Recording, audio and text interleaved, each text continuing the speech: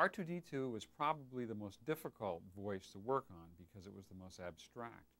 Here we had supposedly a machine that was going to talk, it was going to act, it was going to draw on our emotions, it was going to be in scenes with Alec Guinness and work as another actor, yet it was a machine. It didn't have a face with a smile or a mouth or eyes or ears, and it couldn't speak English, and it couldn't even mouth words.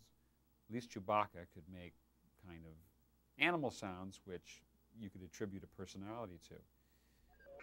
The initial experiments in coming up with R2's voice were all directed toward making a machine type of language, something that would come out of a computer, out of a robot. And although the voices were very interesting, I think, which I made, they all seemed to lack a sort of human quality. They seemed too machine-like.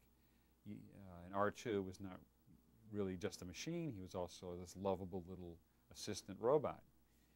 And it came about after trial and error and trying different sounds that one day I just started making the sounds. I said, well, maybe R2 should kind of sound like this, and you'd imitate a little baby sound, ooh, ah, you know, something like that.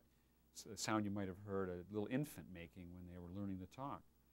Communicating some kind of emotion, but not using well-formed English words. So the idea came up to really combine this sort of human sound with the electronic sound. That way we'd still might be able to have the character of a machine, but get the personality and the emotion of a living organism. So I learned to combine my voice with electronic sounds, which I would play on a keyboard of a synthesizer.